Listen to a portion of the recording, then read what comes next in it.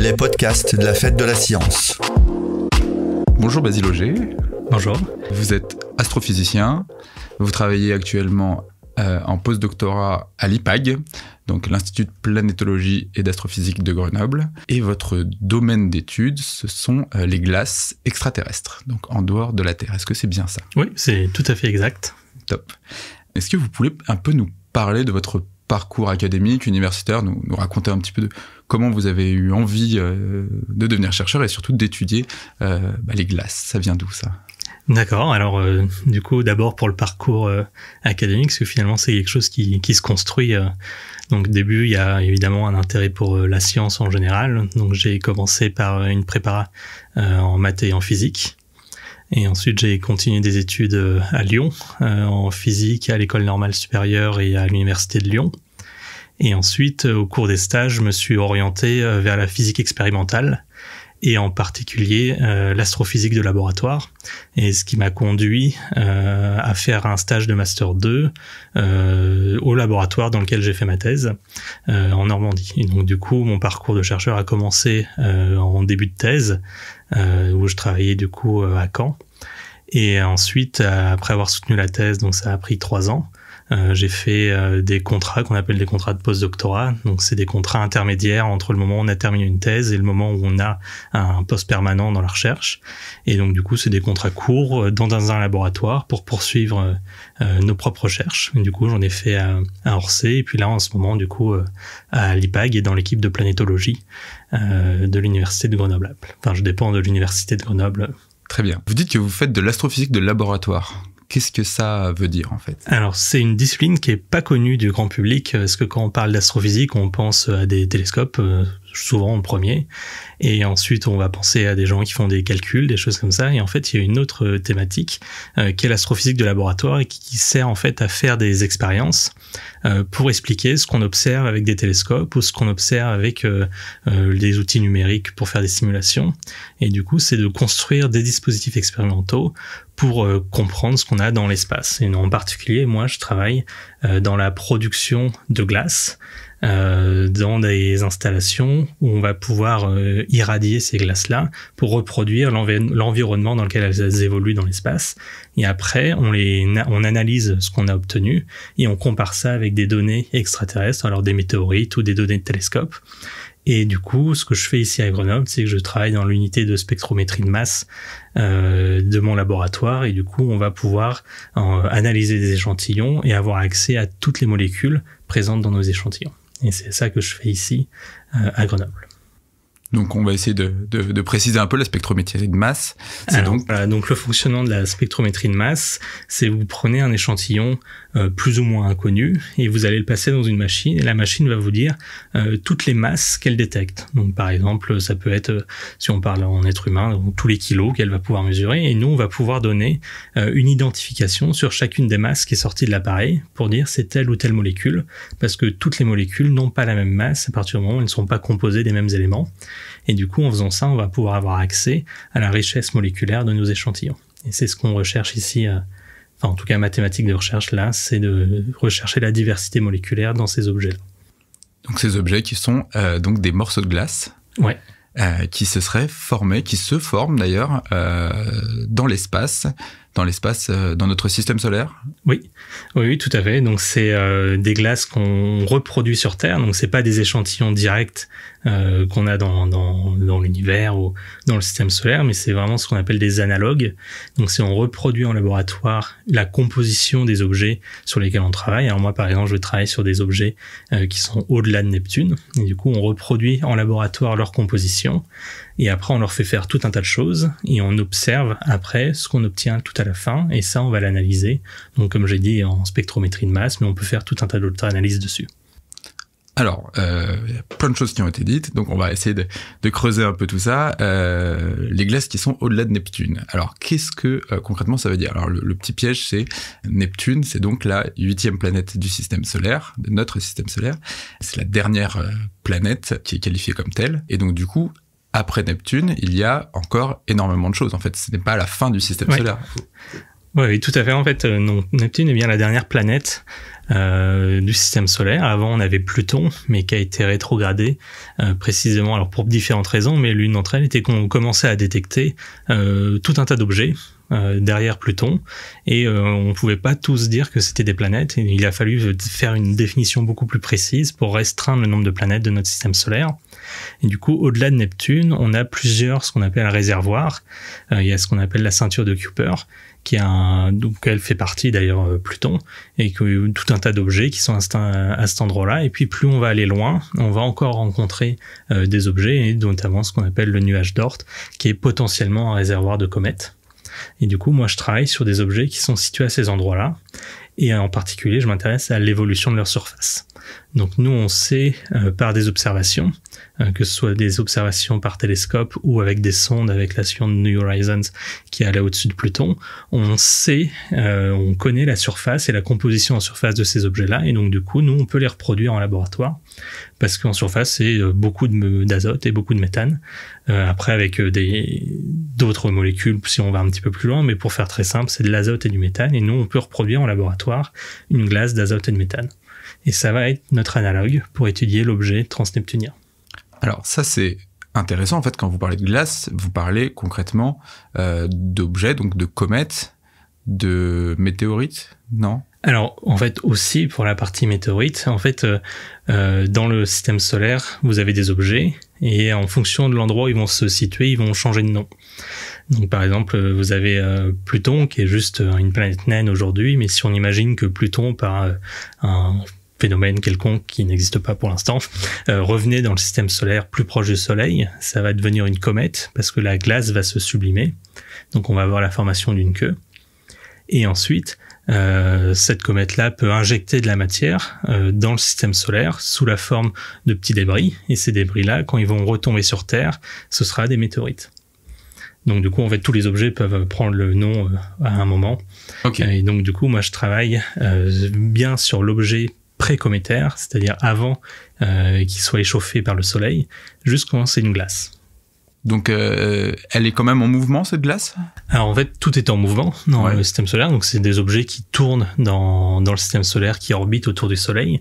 Et surtout, en fait, ce dont on s'intéresse, c'est qu'est-ce qui se passe à cette surface-là, parce qu'en fait, l'objet, il va être exposé à tout un tas de rayonnements. Alors, il y en a qui va provenir du Soleil, mais aussi des autres étoiles de notre galaxie. Et ces rayonnements-là vont produire tout un tas de réactions chimiques à la surface de nos glaces, et du coup, vont casser les molécules, vont en reformer d'autres, et vont faire tout un travail de physico-chimie sur ces objets-là. Et donc, du coup, nous, ce qu'on reproduit en laboratoire, c'est l'exposition à ces rayonnements-là. Et donc, du coup, on produit une glace d'azote et de méthane, et on va l'irradier pendant un certain nombre d'heures, et nous, on va pouvoir calculer le nombre de millions d'années correspondant dans l'espace. Et en faisant ça, du coup, on va pouvoir simuler un objet qui a vécu dans le nuage d'Oort ou dans la ceinture de Kuiper. Et ensuite, on va réchauffer cet objet pour tout un tas de raisons, et ensuite récupérer à température ambiante un petit film qu'on appelle un résidu. Et ça, on va pouvoir le comparer à des météorites ou le comparer à des données de télescope. D'accord, et donc l'objectif, c'est de raconter l'histoire, en fait, d'une météorite, d'un objet qu'on a soit récupéré, soit qu'on a observé. Et donc, c'est d'essayer de comprendre ce qui s'est passé pour que cet objet en arrive là. Exactement, c'est le cœur de l'astrophysique de laboratoire, c'est de comprendre comment on a pu en arriver là pour avoir tel ou tel objet qu'on observe sur Terre ou qu'on a pu récupérer sur Terre. Et donc, du coup, c'est de faire des expériences pour faire comme si on avait un objet qui évoluait, comme si on lui faisait faire tout un tas de choses, et on compare à la fin, est-ce que oui ou non, le scénario de formation correspond ou pas, et pour faire ça, on compare l'objet qu'on a produit en laboratoire avec l'objet réel, et s'il y a des similitudes, ça nous donne des indices sur le scénario de formation, s'il y a des grosses différences, ça nous donne d'autres indices, etc. Et le but, c'est de reconstruire finalement l'histoire de ces météorites-là, ou de ces objets qu'on peut observer. Bon, alors, ça paraît absolument fou de se dire que vous êtes capable, donc en laboratoire, avec des expérimentations que vous avez mis en place, vous et différentes équipes, de refroidir finalement de l'azote et du méthane. Donc, vous en faites un morceau de glace que après vous allez irradier donc pour simuler ce qui s'est passé, le voyage en fait, et puis l'histoire donc de ces objets, c'est incroyable. La spécificité de nos travaux, c'est qu'on travaille sur un accélérateur. Donc notre expérience est installée sur un accélérateur qui est installé en Normandie, qui s'appelle le GANIL, qui est le Grand Accélérateur National Lyon-Lourdes. Et ça, c'est une vraie spécificité, parce que par contre, c'est une plateforme qui est pas nouvelle pour l'existence du GANIL, mais qui est l'application à l'astrophysique de laboratoire est récente. Il date de peut-être une quinzaine d'années. Donc c'est quelque chose de très récent, et là-dessus du coup on fait des travaux qui n'ont jamais été faits auparavant, mais uniquement parce que personne n'avait accès à l'accélérateur avant. Donc c'est de la nouveauté en ce sens-là, mais la recherche de la physico-chimie des glaces n'est pas quelque chose de nouveau dans cette thématique. Alors, pour comprendre, le GANIL, ce grand instrument scientifique, vous sert à irradier donc du coup vos glaces, celles que vous créez en laboratoire, et c'est cette irradiation qui est finalement analogue, qui va ressembler à celle qui va être subie par des comètes dans la ceinture de Kuiper. Oui, voilà, tout à fait. En fait, du coup, dans la ceinture de Kuiper et dans le nuage d'Oort, vous avez, ce que je disais, tout un tas de rayonnements, et en particulier, il y en a un qui s'appelle le rayonnement cosmique galactique, et qui est un rayonnement avec des ions. Donc, c'est des noyaux qui proviennent d'autres étoiles qui ont été accélérées pour tout un tas de processus dont certains ne sont pas encore connus. Mais toujours est-il que ça a un effet, parce que du coup, le système solaire baigne dans ce rayonnement-là, et ce rayonnement-là dépose de l'énergie, va faire ce qu'on appelle de la radiation, des effets radiochimiques, et nous on s'intéresse à ça. Et pour pouvoir simuler ce rayonnement cosmique galactique, il nous faut une installation qui permet d'avoir accès à des gammes d'énergie relativement hautes, parce que c'est un rayonnement de haute énergie. Et du coup, le GANIL permet de faire ça en accélérant des ions à des énergies élevées. Alors, pas donner de chiffres parce que ça va pas parler beaucoup, mais à des énergies qui nous correspondent très bien. Et du coup, nous, on va pouvoir calculer que quand on fait une irradiation qui dure quelques heures en Normandie, ça correspond à tant de millions d'années d'exposition dans l'espace, et ça va nous permettre du coup, en plusieurs heures d'expérience, de pouvoir scanner des irradiations, des temps de vie de 100, on a fait entre 3 millions d'années et 500 millions d'années. Ouais, et ça va permettre de faire quelque chose sur Terre, de reproduire un processus qui prend plusieurs centaines de millions d'années dans l'espace, et nous on peut le faire en quelques heures sur Terre, et c'est quelque chose plutôt cool. C'est super cool, et ça illustre parfaitement du coup le propos astrophysique de laboratoire.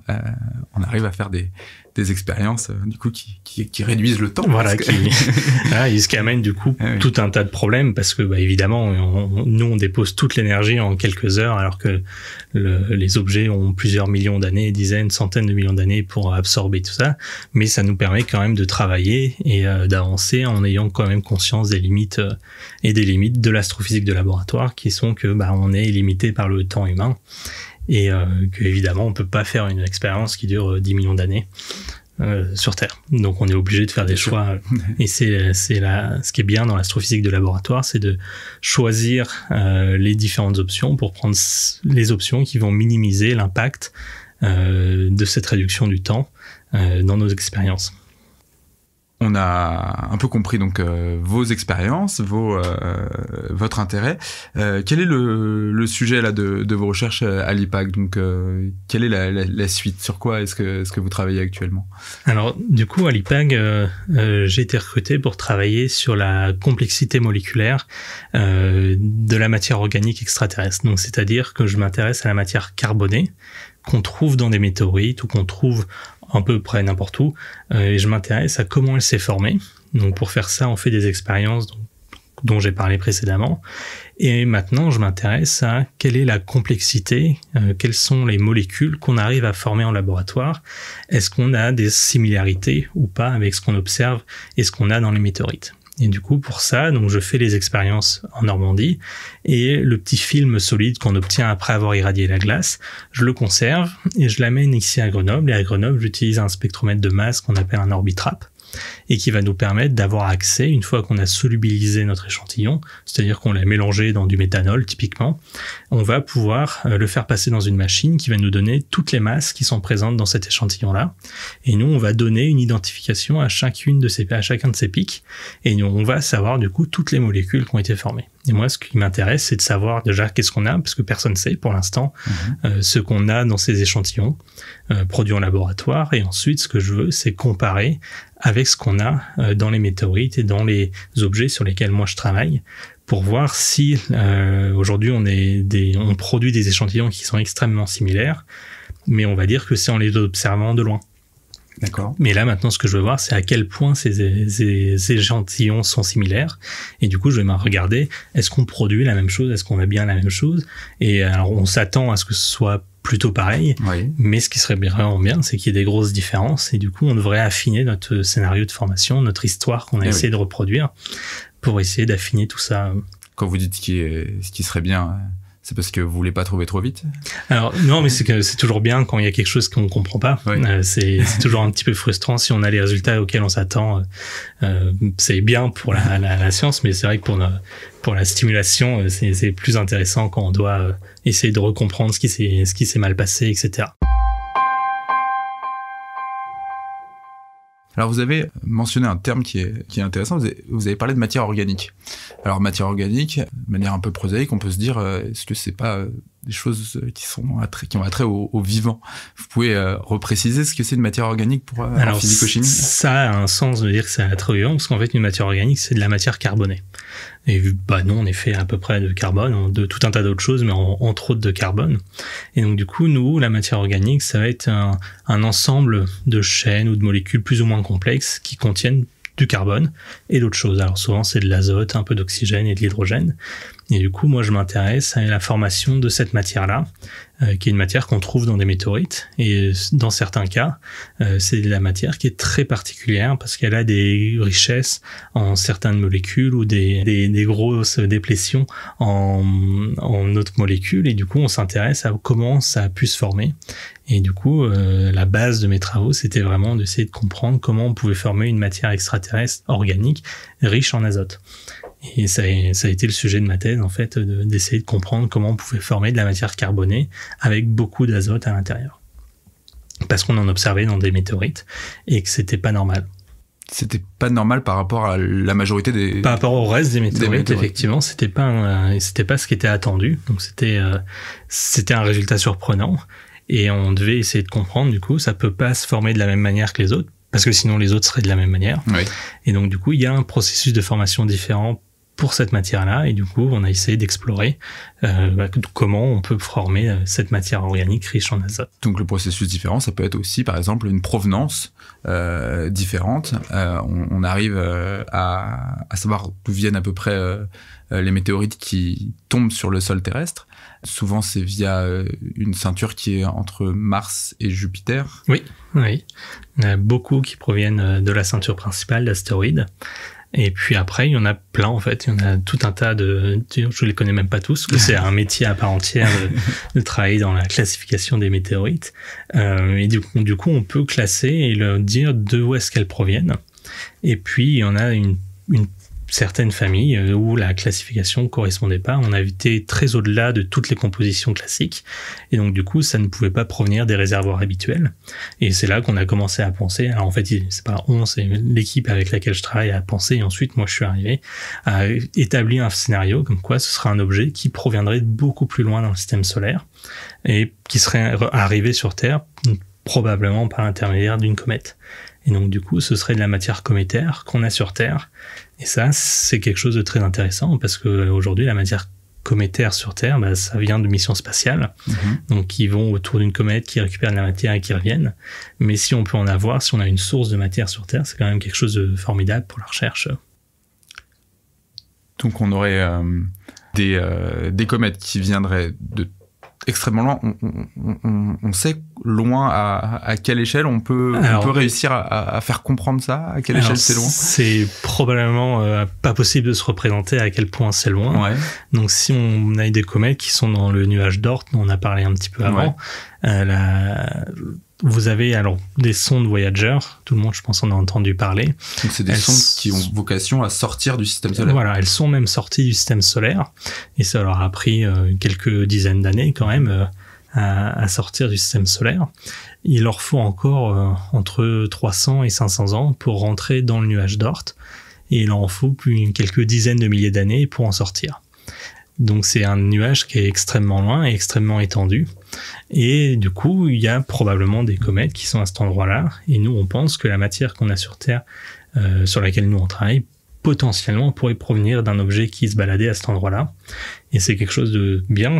Pour l'instant, on ne sait pas encore. On a des faisceaux d'indices qui laissent avancer que c'est peut-être possible, mais il n'y a rien qui est certain. Mais si c'était vrai, ça voudrait dire qu'on a sur Terre de la matière qui est totalement hors de portée d'une mission scientifique, parce que du coup il faudrait 1000 ans pour envoyer un objet, récupérer de la matière et revenir sur Terre. Donc du coup on a peut-être de la matière qui provient d'aussi loin. Donc vous avez récupéré sur Terre de la poussière ou des cailloux, des objets qui pourraient venir d'une comète qui est à entre 300 000... Alors, qui a vécu en fait. Mais la comète, ça devient une comète quand c'est proche du Soleil. D'accord, oui. Donc en fait, c'est un objet qui a vécu loin, oui, qui revient dans le système solaire, qui se rapproche du Soleil, qui se transforme en comète, et la comète va injecter des poussières dans le système solaire, et ces poussières vont à un moment retomber sur Terre. Alors, on a les nuits des étoiles filantes, oui, et les nuits des étoiles filantes, c'est quand on traverse un nuage de poussière de comète, et du coup il y a une comète qui a peut-être lâché à un moment tout un tas de particules, de petites poussières, et ces poussières-là sont retombées sur Terre, et on a réussi à mettre la main dessus, et du coup on essaie de comprendre est-ce que oui ou non finalement ça vient d'une comète qui provenait du nuage d'Oort, ou qui provenait en tout cas de très loin dans le système solaire. Et on peut les trouver où sur Terre, ces fragments? Alors c'est en Antarctique qu'on les récupère. Donc ce sont nos collègues du ex-CSNSM, donc un laboratoire à Orsay, qui vont régulièrement dans la station franco-italienne de Concordia, donc qui est au pôle sud, et là-bas ils vont creuser très profondément dans la glace et dans la neige, et ils vont récupérer de la neige, la faire fondre, la faire filtrer l'eau de fonte, et puis du coup toutes les poussières qu'ils vont récupérer, étant donné que c'est un endroit qui a été spécifiquement choisi pour avoir très peu de contamination, et c'est quasiment toutes, alors pas évidemment toutes, mais quasiment toutes en tout cas, des particules extraterrestres. Et parmi toute cette collection-là, donc il y a quelques milliers de poussières qui ont été identifiées comme extraterrestres et qui sont numérotées, qui sont classées, etc. Il y en a une dizaine qui sont très particulières et qui sont les objets sur lesquels moi je travaille, qu'on appelle des micrométéorites ultracarbonés. Ok, c'est passionnant. Vous observez vraiment ce qui se passe il y a longtemps, dans le passé, et puis très loin. Donc c'est des questions qui sont venues en trouvant finalement des espèces de trésors, des choses qu'on n'arrivait pas. Et puis l'histoire, c'est qu'à la base, c'était tellement bizarre qu'on pensait que c'était une contamination. D'accord. Et ils ont failli les acheter finalement, et puis finalement on se rend compte que pas du tout, et que c'est des objets très intéressants et qui mobilisent. Ça fait 6 ans que je travaille sur le sujet, et il y a encore pour des années, alors qu'on n'en a qu'une dizaine. D'accord. Et il y a encore des recherches pour essayer de trouver peut-être des fragments plus importants, plus grands, peut-être. Alors la taille, du coup, ça va pas être très important en fait. La taille, ça ne compte pas. Et c'est même peu probable qu'on en trouve des parce qu'elles font partie d'une famille un petit peu spéciale, qui sont non fondues, c'est-à-dire qu'elles sont rentrées dans l'atmosphère sans brûler. Ah. Donc contrairement à l'image qu'on a d'habitude de la météorite qui brûle et il y a des flammes partout, en vrai c'est assez rarement le cas. D'accord. Voilà, et donc du coup c'est des toutes petites poussières qui sont presque intactes en fait, et c'est pour ça qu'on les récupère en Antarctique, c'est que les conditions là-bas vont faire qu'elles vont pas être altérées. Ouais. Alors que si elles tombent ici, à Grenoble, il y a de la pollution, il y a de l'eau, il y a plein de choses. Jamais de toute façon. Voilà, mais il y a un flux en permanence de cette matière-là. C'est à peu près 40 000 tonnes par an qui tombent de ces micrométéorites, contre quelques dizaines de tonnes de météorites. D'accord. Donc c'est un flux continu. C'est gigantesque, effectivement. Et il y en a partout sur Terre, mais pour les récupérer, il faut des endroits qui sont où il y a très peu de contamination, notamment humaine, et puis des contaminations terrestres avec de l'eau de pluie ou n'importe quoi. Donc c'est pour ça qu'on les récupère dans des endroits lointains. Très bien. La thématique de cette fête de la science, c'est donc le rapport entre l'homme et la nature. Qu'est-ce que ça vous inspire, vous ? Alors, je pense que, vu que je viens de Haute-Savoie à la base et que je suis revenu ici à Grenoble, donc la nature, c'est la montagne pour moi, oui. Pour les gens d'ici, et puis pour moi aussi. Mais puis, au-delà de ça, je pense que quand on parle de nature, on parle des changements qui ont lieu dans la nature, et notamment, évidemment, des changements climatiques. Donc ça, je pense que tout le monde est concerné. Et moi, je suis concerné aussi, et assez consterné de voir l'évolution dans laquelle on se dirige. Donc moi, je dirais que ma position en tant que scientifique là-dessus, c'est que la prise de conscience tarde beaucoup trop à venir. Et notamment avec des collègues qui travaillent en Antarctique, qui sont dans des endroits où il fait entre moins 35 et moins 70 degrés, et il fait de plus en plus chaud même là-bas. Et nous, ça va nous poser un problème pour nos recherches aussi. C'est inquiétant à tous les niveaux. Ça touche tout le monde et c'est toute la Terre, et je pense qu'il n'y a pas encore assez de prise de conscience de la catastrophe qui est très clairement en train de se passer autour de nous. Voilà. Très bien. Merci beaucoup, Basile Auger, d'avoir répondu à ces quelques questions, et puis bonne continuation. Merci à vous.